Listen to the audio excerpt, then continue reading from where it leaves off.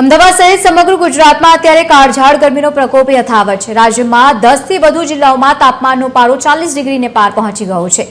42.4 degree તાપમાન સાથે રાજકોટ મોખરે છે, એટલે કે સૌથી ગરમ શહેર।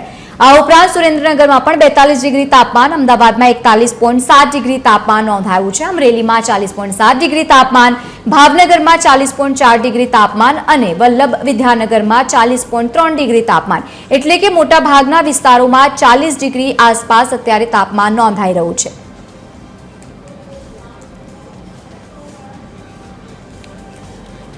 વધુ માહિતી સાથે સંવાદદાતા આયુષી યાજ્ઞિક આપણી સાથે લાઈવ જોડાયા છે। આયુષી, રાજ્યભરમાં કાળઝાળ ગરમીનો પ્રકોપ છે। મોટાભાગના વિસ્તારોમાં 40 ડિગ્રીથી ઉપર તાપમાન છે। આવનારા સમય માટે હવામાન વિભાગની શું વધુ આગાહી?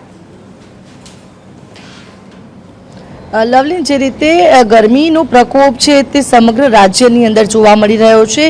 ગઈકાલે રાજ્યના 10 થી પણ વધુ શહેરોની અંદર તાપમાનનો પારો હતો કે જે 40 ડિગ્રીને પાર નોંધાયો હતો અને આજે પણ રેકોર્ડ બ્રેક ગરમી પડી શકે, કારણ કે પવનોની દિશા છે તે બદલાઈ ગઈ છે અને હવે વધુ ગરમી પડી શકે તેવી સંભાવનાઓ છે વ્યક્ત કરવામાં આવી રહી છે।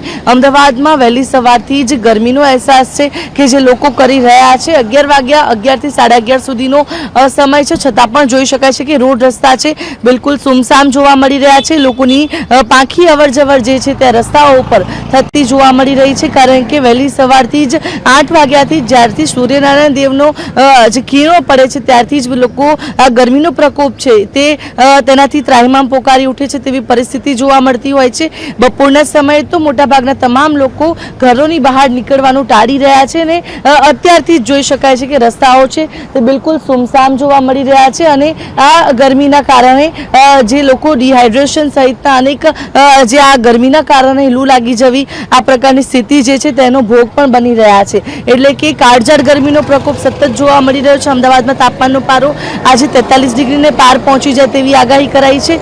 સૌરાષ્ટ્ર કચ્છના ભાગોમાં પણ તાપમાનનો પારો 43 ડિગ્રીને પાર પહોંચી જશે તેવી સંભાવનાઓ છે, કારણ કે જે પવનોની દિશા પશ્ચિમી હતી તે હવે તે બદલાશે અને તેના કારણે ગરમીનો પ્રકોપ વધુ લોકોને સહન કરવો પડશે તેવી પરિસ્થિતિ સર્જાશે। મે મહિનાનો પ્રથમ સપ્તાહ જે છે તે કાળઝાળ ગરમીનો પ્રકોપ તેમાં વધુ રહેવાનો છે તેવી પણ જે ફોરકાસ્ટ છે તે આપવામાં આવ્યો છે, એટલે કે ગરમીની શરૂઆત જે રીતે વહેલી સવારથી જ થઈ રહી છે અને વહેલી સવારથી જ લોકો કાળઝાળ ગરમીના પ્રકોપથી ત્રાહિમામ પોકારી ઉઠતા જોવા મળી રહ્યા છે અને જેના કારણે અત્યારે 11 થી 11:30 સુધીનો સમય થયો છે, છતાં પણ બપોરના 2 થી 4 જાણે કે થયા હોય તે પ્રકારે રસ્તાઓ છે તે સુમસામ જોવા મળી રહ્યા છે। બિલકુલ આયુષી, આભાર સમગ્ર માહિતી સાથે જોડાવા બદલ। તો લોકો ઘરેથી બહાર નીકળવાનું ટાળી રહ્યા છે, કારણ કે કાળઝાળ ગરમીનો પ્રકોપ હજુ પણ રાજ્યભરમાં જોવા મળી રહ્યું છે।